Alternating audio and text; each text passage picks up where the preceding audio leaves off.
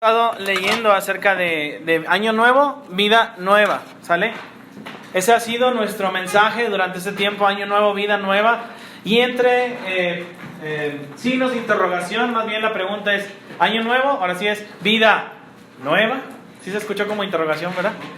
Como en la primaria, ¿no? Cuando las maestras terminan así, como que se sienta la pregunta, ¿verdad? Año Nuevo, Vida Nueva, ¿verdad? Nueva, ¿tú qué dices? Año Nuevo, Vida Nueva. Andamos como nuevos, renovados y más que cambiados, ¿verdad? En este año, ¿no? A lo mejor hay personas que dicen, no, sabes que yo ni siquiera he empezado mi vida nueva. Yo necesito transformarme y cambiar. Bueno, a lo mejor hoy puede ser un buen momento para hacerlo. Para poner un antes y un después. Para poder decir, Señor, a partir de ese momento ya soy una persona renovada, mejorada, ¿verdad? Y ya te estoy buscando. Pero si todavía no has tomado esta decisión, hoy puede ser un buen momento para hacerlo. Pero entonces, si ya lo has hecho antes, entonces síguelo haciendo. Dices, yo ando bien nuevo.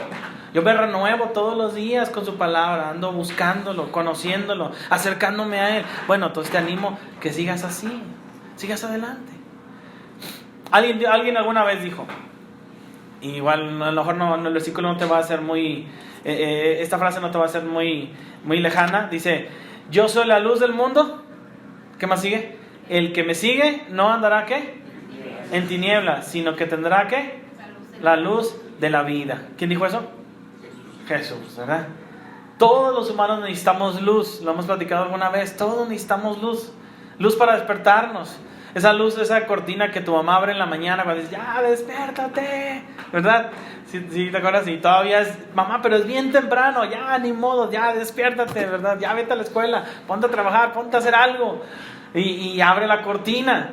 Todos sabemos, y cuando vemos un día más, vemos la luz del sol y dices, gracias a Dios, tengo un día más. La luz que ayuda a los animales, la luz que ayuda a las plantas, la luz que ayuda a todo. Pero aún hay personas hoy en día ¿por qué será que muchos todavía hoy en día están en la oscuridad? Había una historia de una mujer llamada Anna May Pennica. Ella nació con cataratas que la dejaron ciega. Pero al inicio de los 80, el doctor Thomas Petit de del Jules Stein Eye Institute, ¿lo dije bien? Del Jules Stein Eye Institute en Los Ángeles eliminó las cataratas del ojo izquierdo de Anna May y por primera vez pudo ver desde su nacimiento. Ella incluso pasó la prueba de conducir. Sin embargo, hay una triste historia detrás de esto. El triunfo de la medicina que eliminaba las cataratas desde el 1940 se creó. Desde 1940 ya se podían eliminar las cataratas de los ojos. Ella pudo haber visto desde antes de 40 años. Pero hasta ahora ella decidió hacerse esa operación en sus ojos. Imagínate, aproximadamente el señor tenía 40 años que no veía. Esos 40 años se le fueron, pues a lo mejor no pudo ver lo que tú y yo a veces vemos, las flores, los animales, la luz del sol, el cielo. Por 40 años pudo haber disfrutado de la luz, pero no lo hizo. De hecho, hay personas hoy en día que todavía prefieren habitar en la oscuridad, ¿sí o no? Hay personas hoy en día que prefieren no acercarse a la oscuridad. ¿Por qué será que en la noche es donde suceden los atracos, sí o no? Y los robos. Y tantas cosas que pasan en la noche. Aún tú y yo sabemos que ya la gente ni siquiera se está esperando en la noche para hacer eso, ¿sí o no? Sino a la misma luz del sol, ¿verdad? A la misma luz del día. Cometen atracos, roban, matan. Ya el pecado ha llegado a tal grado que me da igual. ¿Hasta dónde ha llegado la maldad? Por eso el día de hoy no solamente es bueno recordar que necesitamos andar en vida nueva, sino también necesitamos vivir en medio de la oscuridad. Porque la luz vence la oscuridad. en Romanos capítulo 6, que es el último versículo que vamos a leer ahora sí de esa serie de Romanos. Solamente, fíjate, fueron algunos versículos. ¿Cuánto material hay en Romanos? ¿Cuánto material hay en Romanos para que podamos estudiar? Pero hasta ahí, por lo pronto vamos a dejarle el día de hoy. Vamos a ver del 12 al 14. Romanos 6, del 12 al 14. ¿Quién me ayuda a leerlo así con voz de trueno, con voz de trompeta, con voz de... No, todavía no, porque todavía no llegue ese momento. ¿Quién me ayuda a leerlo, por favor? 6, del 12 al 14. No reine pues el pecado en vuestro cuerpo mortal, de modo que lo obedezcáis en sus concupiscencias, ni tampoco presentéis vuestros miembros al pecado como instrumento de iniquidad, sino presentaos vosotros mismos a Dios como vivos de entre los muertos y vosotros a Dios como instrumentos de justicia. Porque el pecado no se enseñoreará de vosotros, pues no estáis bajo la ley, sino bajo la gracia. Muy bien, muchas gracias. He escuchado una vez que acerca de los psicólogos, narraba un estudio. El Reino Unido hizo un estudio acerca de los psicólogos, que por lo general son los profesionales con mayor índice de trastornos depresivos y ansiedad. Decía el Reino Unido. No sé qué dicen las psicólogas de cabecera que tenemos el día de hoy aquí. ¿Sí? ¿O no creen que sea eso? Cuando te colocas, decía el estudio así, cuando te colocas como catalizador para ayudar a alguien a encontrar su sitio en la vida, te conviertes en un diapasón. ¿Qué es un diapasón? ¿Alguien lo había escuchado antes? Un instrumento para producir un sonido que pueda ser percibido en el oído. Así es, ¿verdad? Y también sirve para afinar. Esa es una horquilla. ¿Lo has visto la horquilla? Que suena y timbra, ¿verdad? De alguna manera. Entonces, también sirve para afinar. Entonces, cuando una persona se coloca en una posición ahí de ayudar a otros a encontrarle el sitio en su vida, se convierte en un afinador o un diapasón, que va a servir para referencia para la afinación de tus pacientes o con los que hables. Y conseguir esa afinación, ¿sabes qué? Requiere un entrenamiento que no se encuentra en la formación, sino enfrentándose con miedos e inseguridades, encontrando una solución más afinada con la que tú resuelves tus propias situaciones. Si un psicólogo, ¿verdad?, va a ayudar a otros, un profesional, ¿verdad?, va a ayudar a otros, pero él no ha sido primero ayudado, va a ser como una hacha sin filo. No va a servir. Y por más que estés ya dándole al pobre árbol, ¿verdad?, tratándolo de romper, si no tienes filo suficiente, o sea, ahí va a estar todo el día. Por ello necesitas primero tú sanarte por dentro para poder ayudar a otros. ¿Tú crees que como cristiano no se ocupa lo mismo? No solamente aquellos que trabajan en la ayuda de otros en este sentido, sino también nosotros, tú y yo, que Dios nos puede usar como instrumentos escogidos, ¿no? Como lo dijo con Pablo, para poder llevar su palabra. Nos ocupa que primero podamos sanar todo lo que está dentro de nosotros para poder ayudar a otros. Claro, muchas veces gente dice, no, pues no estoy limpio, entonces no puedo ayudar a otros. No, esta es una invitación para que tú busques esa limpieza. Ya. Por eso Pablo dice en Romanos 6, 12 al 13, dice, no reine. ¿Estás conmigo ahí en Romanos? ¿Sí? ¿Sí estás ahí? Dice, no reine pues el pecado en vuestro cuerpo mortal, de modo que lo obedezcáis en sus concupiscencias, ni tampoco presentéis vuestros miembros al pecado como instrumentos de iniquidad. Número 1, si tú quieres vencer las tinieblas con tu luz, tienes que acabar con la oscuridad del pecado primeramente. Acaba con la oscuridad del pecado. Acaba con todo lo malo. Pablo nuevamente hablaba de ese versículo, enseñorear, reinar. Todo en este versículo, desde el 6 al 14, ¿sabes que Pablo usó esas palabras? Reinar, enseñorear. No se enseñoree sobre vosotros. O sea, Pablo usaba esas frases con que la gente pudiera entenderse y decirle, ¿sabes qué? Yo no quiero que el pecado influencie más en mí. No quiero que el pecado tenga dominio sobre mí. No quiero que el pecado tenga autoridad sobre mí. Le está diciendo a los romanos, no dejen, no lo permitan, que el pecado reine en sus vidas. Ahora, tú y yo sabemos que el Señor va a reinar en este tiempo. No decimos la oración tan recordada por muchos, ¿verdad? La oración quizá que nos enseñan hasta de pequeño. ¿Cómo se llama esa oración? La oración del Padre Nuestro, ¿verdad? Y no dice una parte de esa oración, venga, ¿dónde? Venga tu reino.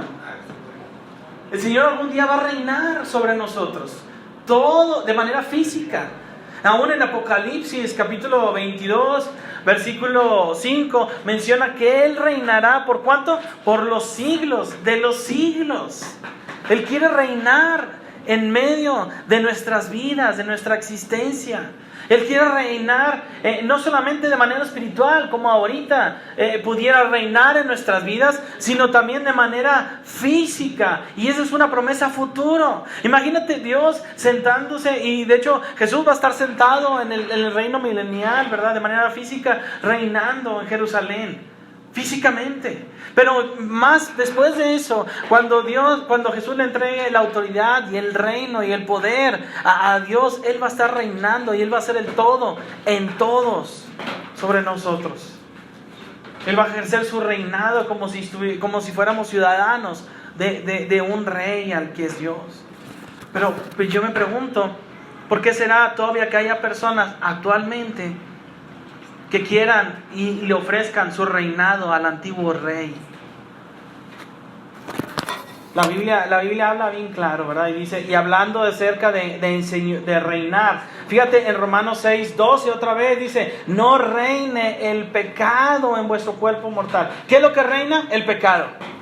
¿Qué es lo que reina en nuestras vidas? El pecado. Eso es lo que el Señor permite que reine en nosotros. ¿Qué? Y a veces dejamos nosotros más bien que reine. ¿Qué reine? El pecado en nosotros. No sé si me están siguiendo por ahí. ¿Sí me están siguiendo? O sea, hay gente que le permite que reine el pecado.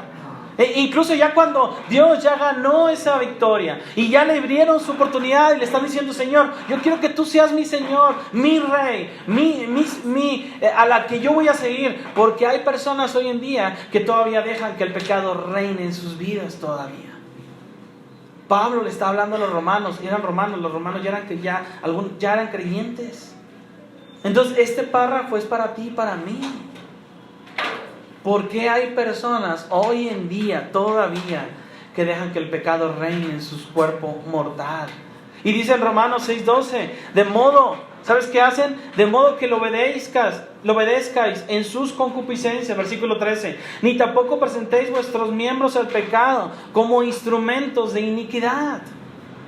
Pablo mismo, el versículo 16, en ese mismo capítulo dice, no saben, ¿te acuerdas que la semana pasada hablamos de eso? No saben, versículos 16, no sabéis que si os sometéis a alguien como esclavo para obedecerle, dice, sois esclavo de aquel a quien obedecéis, sea del pecado para muerte o sea de la obediencia para justicia.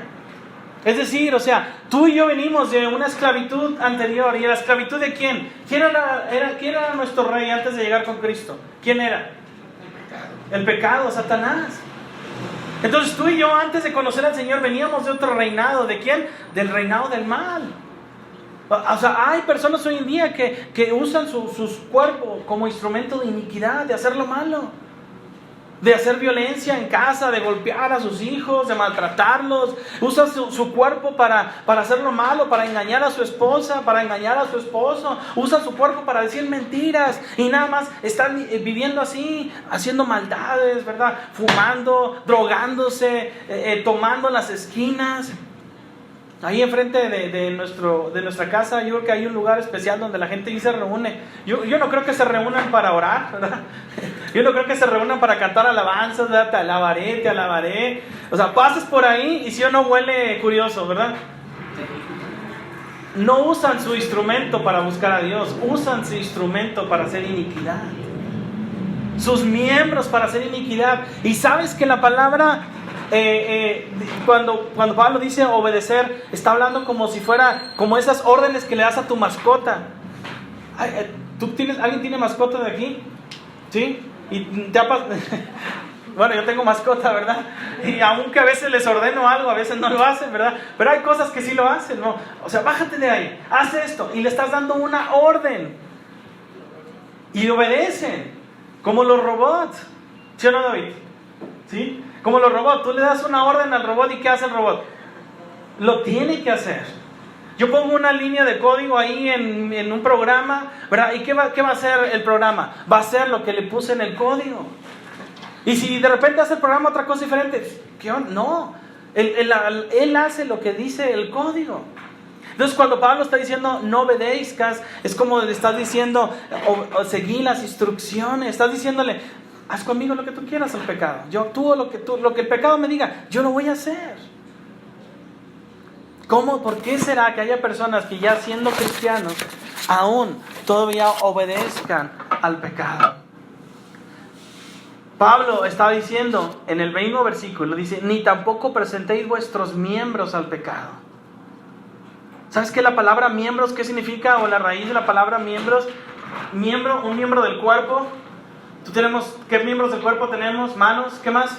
Cabeza, ojos, oídos, ¿qué más tenemos? Piernas. Pero el otro significado de la palabra miembro, ¿sabes qué significa en ese versículo? Significa que hay personas que utilizan sus miembros, su cuerpo, para utilizarlo con esas mujeres que trabajan en la calle. O sea, utilizan sus cuerpos de esa manera. O sea, ese cuerpo que el Señor te dio, ¿verdad? En lugar de estar relacionándote con Dios y buscarlo al Señor, ese mismo cuerpo lo utilizas también para tener relaciones con una ramera. Esa es la raíz de esa palabra, miembros. Yo me pregunto, ¿cómo es posible que haya personas que puedan adorar al Señor el domingo, por ejemplo, cantarle alabanzas al Señor y estar contentos, animados, entusiasmados? ¿No te gusta cuando cantamos las alabanzas? Ahí la llevamos, ¿no? ¿Verdad? Estamos mejorando, ¿sí o no? Estamos mejorando, sí, amén, ¿verdad? Amén, ¿verdad? Y estamos con mucho entusiasmo cantándole al Señor y diciendo, Dios, tú eres mi Señor, tú eres mi Salvador, eres mi Dios incomparable. Y usamos nuestro cuerpo para alabar al Señor. Y yo me acuerdo que me decía mi esposa que mi suegro le hablaba a la gente de Cristo, ¿verdad? Cuando él se había convertido. Y había un gozo enorme por hablarle a la gente de Cristo. Era un instrumento que Dios usaba. Pero ¿sabes? Cuando él le hablaba a la gente de Cristo, ¿sabes cómo él estaba? Tomado. O sea, borracho. Y mi suegra y mi esposa la regañaban. Papá, o sea, si vas a predicar la palabra de Dios, mínimo que estés en tus 5 sentidos, ¿verdad? O sea, yo me pregunto, ¿cómo es posible que hay personas que puedan poner sus miembros para Dios? Y los puedan dejar para Dios, decirle, Señor, yo te alabo, yo te busco, yo te amo. Y el lunes usan su cuerpo como instrumento de iniquidad, de hacerlo mal. O sea, no cae en la mente eso, no tiene sentido alguno. Que tengan un cuerpo que alabe al Señor y que le busquen, le glorifiquen y digan, Señor, yo te necesito. Y a veces lo vemos llorando y alabando al Señor, levantando las manos quizá, etcétera, etcétera. Pero ¿por qué será que ese mismo cuerpo que con el que alababan, ese mismo es el cuerpo con el que le dan clic a una página pornográfica? ¿Qué pasa? El Señor Jesucristo, hablando de esa parábola de las minas, al inicio cuando estaba hablando, dice que dejaba las minas y los talentos a cada persona, pero sus conciudadanos, decía, no querían que Él reinara con ellos. Eso dice en Lucas 19, 14, pero sus conciudadanos le aborrecían y enviaron tras él una embajada diciendo, no queremos que éste reine sobre nosotros. ¿Cómo hay personas hoy en día que quizás son siervos del Señor, que quizás se dice soy cristiano, pero dicen, yo no quiero que Él reine sobre mí todavía? Más adelante, en ese mismo capítulo de Lucas 19, 27, cuando el Señor viene y a cada uno le da un resultado por su trabajo, le da talentos, le da las minas. Dice, y también aquellos, versículo 27, el 19, y también aquellos mis enemigos que no querían que yo reinase sobre ellos, traedlos acá y decapitadlos delante de mí. El Señor va a traer justa recompensa por cada cosa nosotros que hagamos. Alguien va a reinar en nuestro cuerpo, ya sea el pecado para hacer iniquidad o Dios para servirle a Él y hacer frutos de justicia. Algo va a reinar, o una cosa o la otra.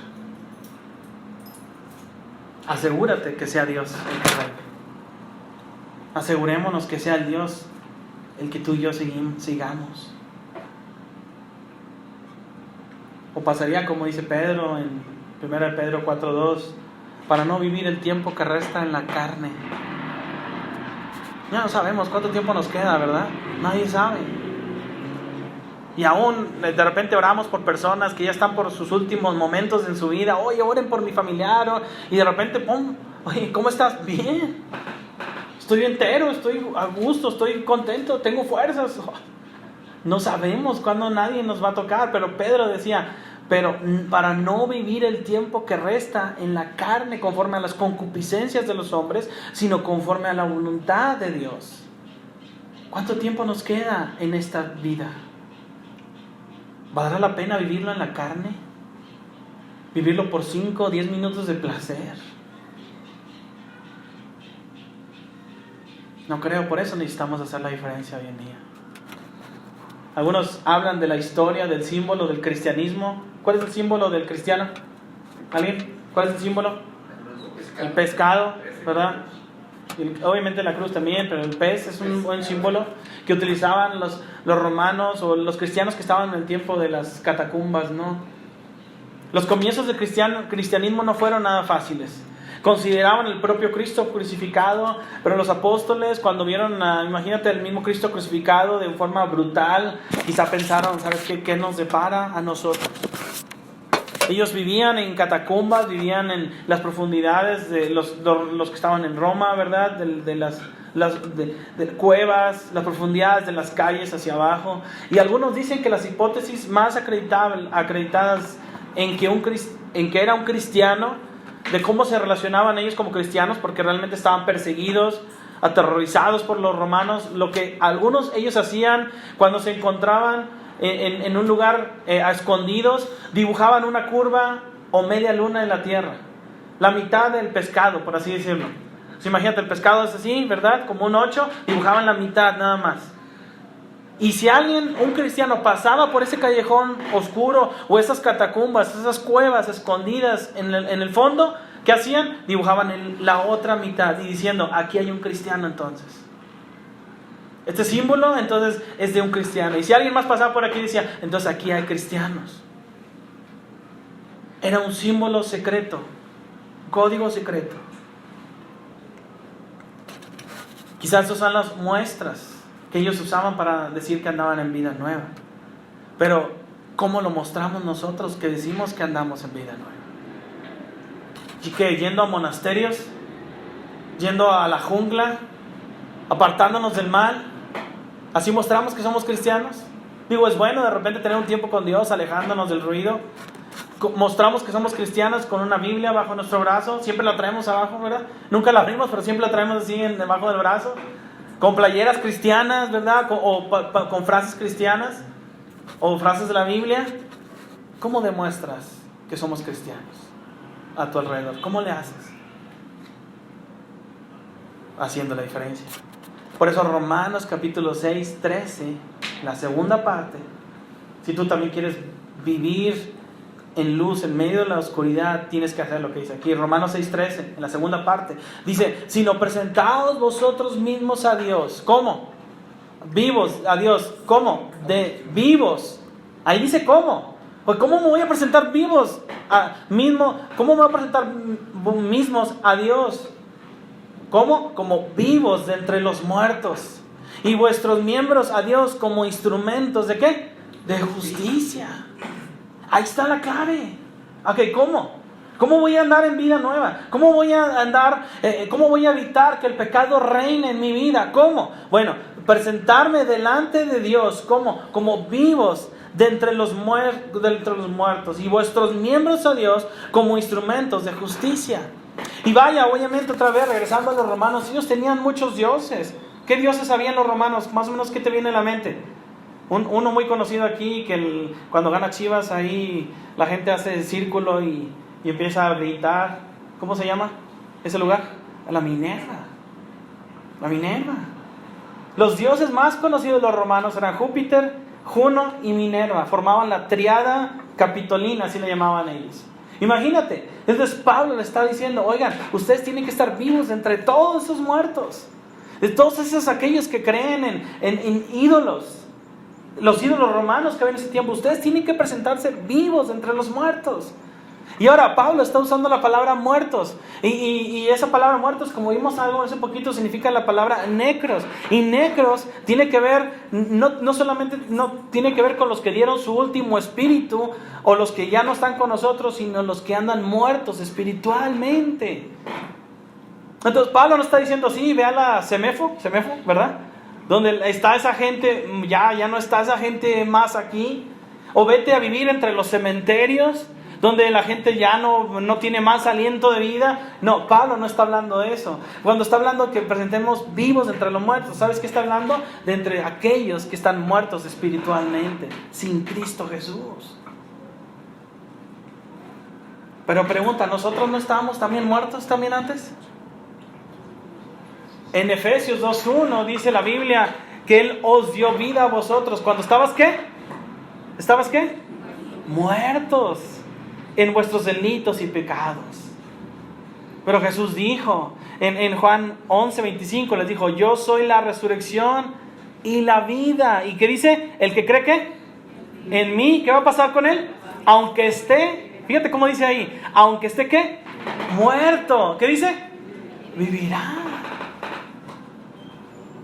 ¿Cómo andas últimamente? ¿Será que todavía andamos muertos? ¿O será que a lo mejor, como a veces hablamos acerca de los noviazgos, ¿verdad? ¿Será que andas con un muerto? ¿Verdad? Qué importante, es decir, ¿con qué persona vas a vivir en tu vida? Porque dice aquí en la Biblia, aunque esté muerto, vivirá. Ahora, la misma palabra miembros que Pablo está utilizando aquí es la misma palabra miembros que les dije en Romanos 6:12. Esa misma palabra de miembros es parte de la raíz griega, está diciendo miembros de nuestro cuerpo, un ojo, una oreja. Pero también, ¿sabes qué está hablando? Esa palabra miembros es la misma palabra miembros de una persona que cede su cuerpo para tener relaciones otra vez con una ramera o una prostituta. Pero Pablo está diciendo en este versículo, entonces, presentad vuestros miembros a Dios como instrumentos de justicia. Esos miembros que antes fueron de iniquidad, que se usó para hacer lo malo, ahora está diciendo, ahora estos miembros utilízalos, ¿para qué? ¿Para qué? A ver si me están siguiendo, ¿para qué? ¿Para ser instrumentos de qué? De justicia. Esos instrumentos que los utilizabas para hacer lo malo, para robar, para matar, para pecar, para drogarnos, para emborracharnos. Ahora esos instrumentos utilízalos para hacer lo correcto. Y es como el ejemplo que una vez usó Pablo.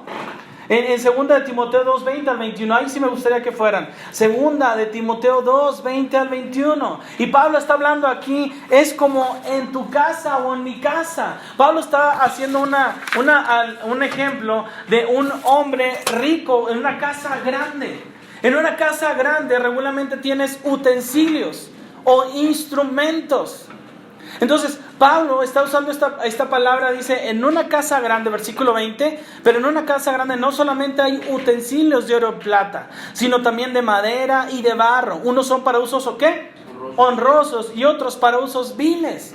Esta palabra que Pablo está hablando de la palabra utensilios, si tú ves la traducción en americana es vessels. ¿Y sabes qué es vessels? Vasijas. Y esa palabra de utensilios no es un utensilio como un tenedor, o como una cuchara que tú y yo tenemos en nuestra casa, ¿verdad? Sino como una vasija donde te sirves el cereal, por ejemplo. ¿Le gusta el cereal? Donde te sirves el cereal, donde te sirves el pozole y estás comiendo. Pablo está usando ese término de utensilios como vasija. Entonces, de alguna manera está diciéndole ahí, en una casa grande no solamente hay utensilios o vasijas de oro y de plata, sino también de madera y de barro. Unos son para usos honrosos y otros para usos viles. Es, por ejemplo, quizás en tu casa tienes instrumentos para usos viles. A lo mejor tienes un recipiente donde guardas el cepillo, donde lavas el baño. ¿Se han visto? Yo no sé cómo se llama esa vasija, ¿verdad? Esa vasija de plástico donde pones el cepillo y ahí lo guardas, ¿verdad? O a lo mejor tienes utensilios en tu casa y dices, oye, ¿con qué le doy de comer al perro? Bueno, usa ese plato, ya ni lo queremos ese plato, ¿verdad? Y usa ese plato, al perro le toca sobre, hoy le toca sobre, ¿verdad? Y ponle el sobre en el plato y que ahí coma, ¿verdad? Usa ese utensilio. Pues de alguna manera ya es una vasija, pues para uso, ¿qué? Uso vil. O nos vamos más allá. La basinica o la nica, ¿verdad? Es un recipiente, finalmente, ¿sí o no? Y eso no es para uso muy honroso, que digamos, ¿verdad? Sino para uso vil. Y es como, por ejemplo, en tu casa o en mi casa, que tenemos utensilios que solamente sacamos una vez al año, ¿verdad? Donde dice, ¡ay, tráete la vasija de la abuelita que nos regaló! Y saca esos platos de vidrio, ¿verdad? Que cuidamos a lo máximo nivel, porque va a venir la suegra. Pero viene un hermano de la iglesia, o viene ahí Matías, que lo invitamos, saca el plato de Transformers, ¿verdad? O saca el plato de Peppa Pig, ¿verdad? Y, pues ya, dale ese, ¿verdad? Pero siempre hay platos que tú separas y dices, esto es para uso especial, ¿sí o no? Pero ¿qué tal si algún día no hay más que una taza en tu casa, o un tazón para comer pozole, y ese tazón lo usamos para el perrito, ¿verdad? Le echamos el sobre ahí. Pero ¿qué tal si te digo, oye, ¿sabes qué? Alejandra, vamos a lavar bien ese plato. Vamos a ponerle, ¿qué le ponemos? Cloro. Y hasta que brille nuevamente. A lo mejor todavía en tu mente está, es que ahí comí el Firulais. Y se acabó hasta la última sobre de la comida, ¿verdad? Bueno, vamos más allá, vamos a llevarlo a algún lugar y vamos a darle tratamiento químico. Ponerle pasta, no sé, o sea, que brille. Y que pareciera que es nuevo, que comprado de la Soriana, de Soriana nuevamente. ¿Lo usarías? ¿Usarías ese plato? A lo mejor en tu mente, híjole, aquí comí otra vez el Firulais. ¿Lo usarías? Ahora levanta la mano, ¿quién sí lo usaría? ¿Desinfectado? Ya desinfectado. Esterilizado. ¿Lo usarías? A ver, levanta la mano, ¿quién sí lo usaría? ¿Quién no lo usaría? Levanta la mano. ¿Sabes qué dice en el versículo 21? Así que, versículo 21, si alguno se limpia de estas cosas, y Pablo, el contexto de Pablo está hablando de todas esas cosas malas. Si alguno se limpia de todas esas cosas, de esa vida mundana, de esa vida cochina detrás, de esa vida de drogas, de alcohol, de pornografía, de vicios, de todo lo cochino que hay detrás en nuestra vida anterior, que hasta nos da pena a veces decirlo, yo antes era así, yo antes era acá y lo que tú quieras. Si alguno se limpia de esas cosas, será instrumento, ¿cómo? Para honra, santificado, útil al Señor y dispuesto para toda buena obra. Si tú no usarías ese plato, ¿cómo el Señor nos está utilizando a nosotros? ¿Cómo el Señor aún así nos ha dicho, quiero utilizarte? O sea, si tú no usarías ese plato, entonces estamos siendo, ¿qué estamos haciendo qué con el Señor? Yo no lo utilizaría, pero tú sí utilízame, Señor. Yo soy bien pecador. Yo vengo de un pecado bien atrás, Señor, pero bueno, Señor, tú sí utilízame, ¿verdad? A lo mejor yo no utilizaría ese plato, pero sabes que el Señor te utiliza y a ti y a mí, aún de como vengamos. Imagínate si pusiéramos un escrito en la puerta diciendo tal y tal y tal persona no va a entrar, el mentiroso, el ladrón, el mujeriego, el etcétera, todos los pecados que vienen en la Biblia. ¿Quién entraría en esta iglesia? Nadie. Es más, ni la veríamos, pues no, ¿sabes qué? Se cierra, ¿verdad? Aquí. Pero aún así el Señor nos lava con su sangre, nos limpia de pecado. No dice, venid, estemos a cuentas. Aunque vuestro pecado sea como rojo, como la grana, ¿qué dice? como la nieve serán emblanquecidos.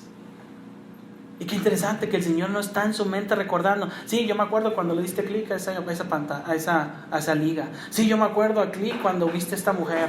Sí, yo me acuerdo cuando dijiste esa mentira. Sí, yo me acuerdo cuando... Imagínate, el Señor no está recordando eso. Eso ya lo olvidó al Señor. Ya dejó ese pensamiento que alguien más utilizó ese plato, ¿verdad? Y aún así nos utiliza.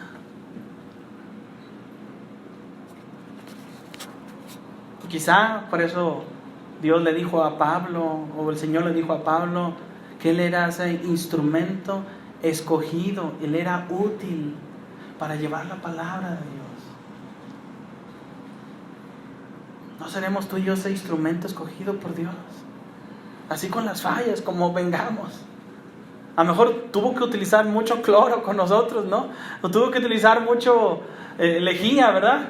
Y hasta le puso ese, ¿cómo se llama? Estropajo de acero. Y a lo mejor todavía nos está doliendo. Y hasta está sacando dolor y sufrimiento, porque hay cosas que tenemos que cambiar en nuestras vidas, pero no lo necesitamos para ser ese instrumento útil para el Señor.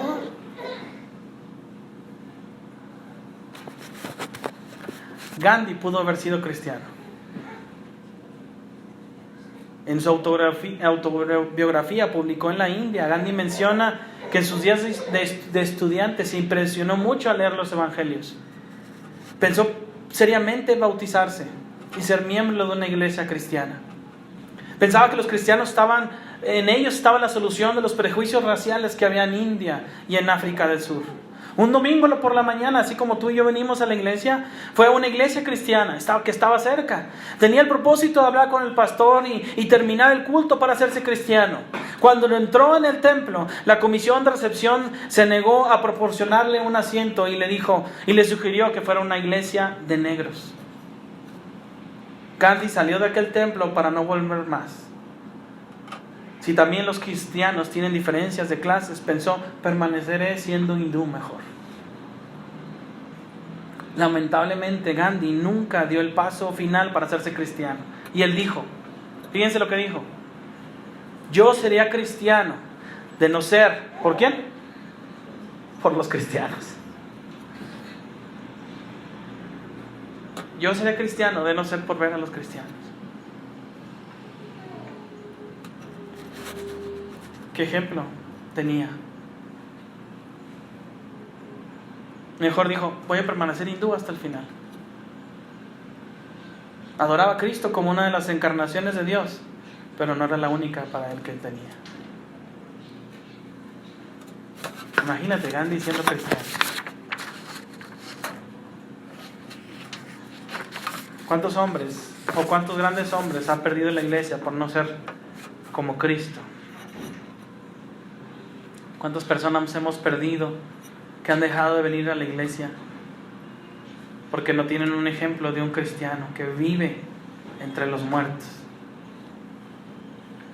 Y todos no sabemos la frase. No, ¿para qué voy a la iglesia? La iglesia está llena de gente. ¿Completa la frase? Hipócrita. Y a veces, cuando lo escuchamos de eso, dices, decimos, a lo mejor sí nos duele, pero quizás decimos, híjole, lo malo que a veces es cierto.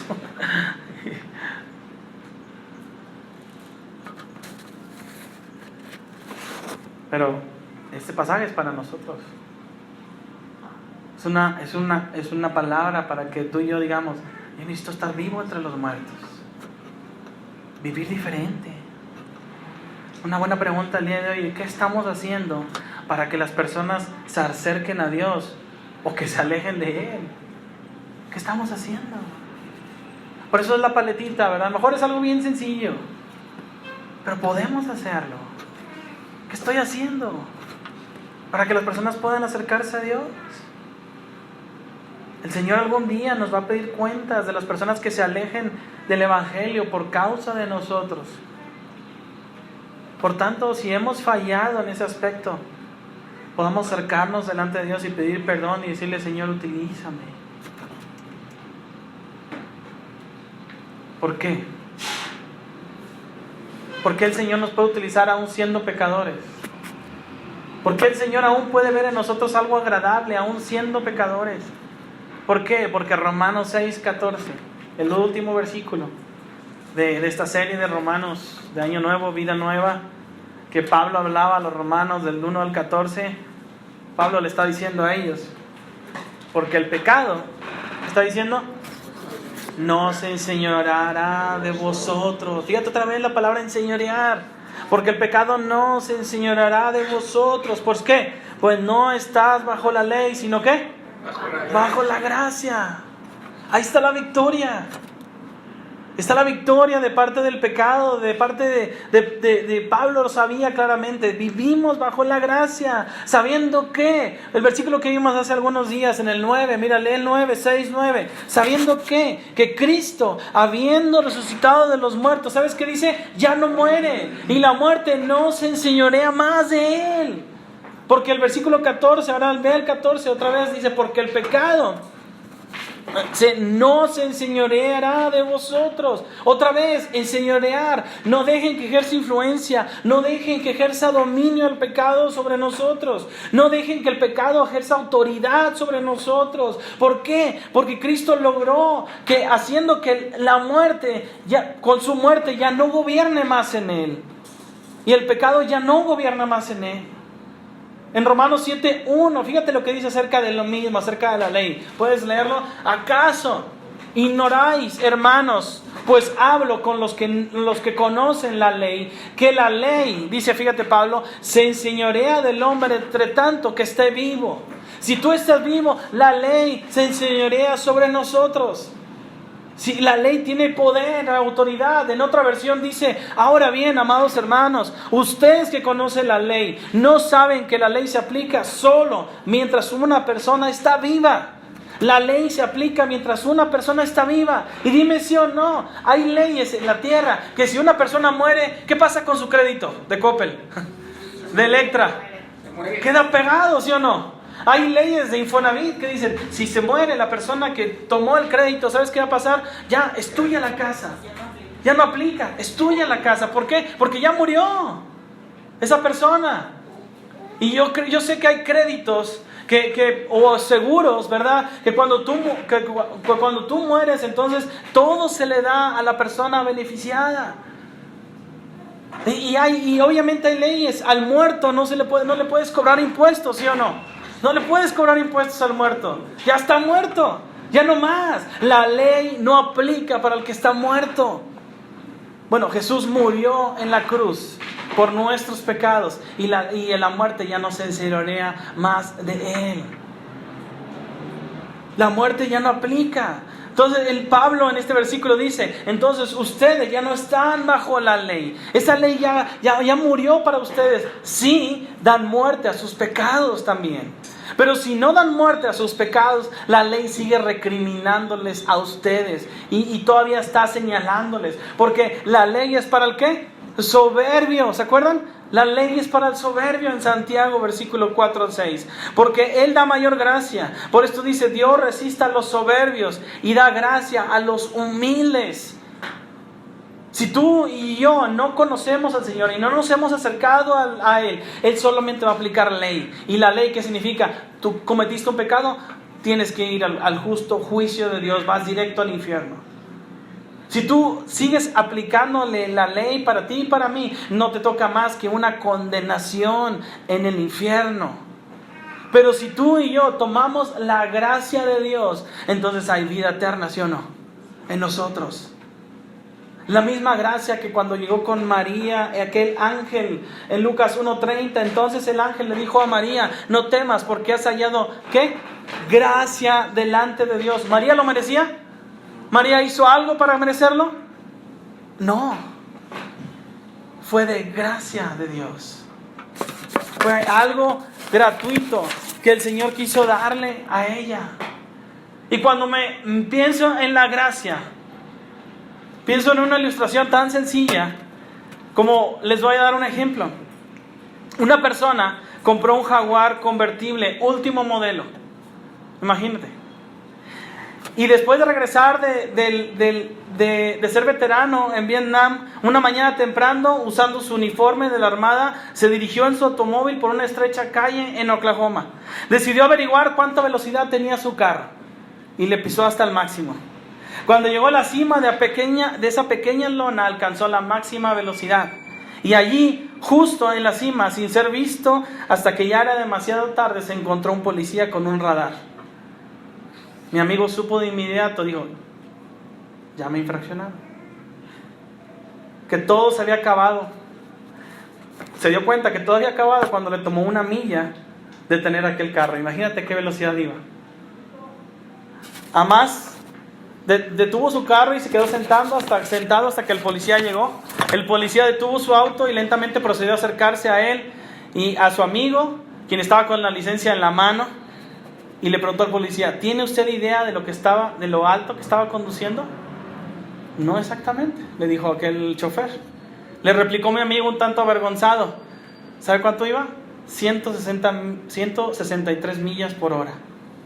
Y eso es mucho, si lo multiplicas por kilómetros. Contestó el policía. Y el chofer dijo, eso me suena bastante. Mi amigo no esperaba lo que el policía diría a continuación. ¿Le importaría si echo una mirada al cofre?, preguntó el policía. De ninguna manera, dijo mi amigo. Más o menos media hora más tarde, los dos hombres estaban tomando café en un negocio, antes que el policía se había retirado sin entregarle siquiera la papeleta o la infracción a su amigo. Eso es gracia. Pero más gracia sería si recordamos en Éxodo 34, 5 al 7, fíjense lo que dice. Y Jehová descendió de la nube y estuvo allí con él proclamando el nombre de Jehová. Y pasando Jehová por delante de él, proclamó: Jehová, Jehová, fuerte en misericordia, piadoso, tardo para la ira y grande en misericordia y verdad, que guarda misericordia a millares, que perdona la iniquidad, la rebelión, el pecado, y el que de ningún modo tendrá por inocente al malvado, que visita la iniquidad de los padres sobre los hijos y sobre los hijos de los hijos hasta la tercera y cuarta generación. El Señor que perdona nuestra iniquidad, nuestra rebelión, nuestro pecado, y que de ninguna manera tendrá por inocente al malvado. Él es fuerte y misericordioso para nosotros. Hermanos, eso es gracia. Gracia todavía más sería que este hombre tomado y manejando con 163 millas por hora atropellara o golpeara el carro del policía, y todavía aquel policía ni siquiera le infraccionara, es más, le pagara hasta el café. Y la nota la pagara el mismo policía.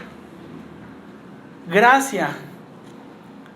Es cuando una vez, eso es una historia verídica, me pasó a mí.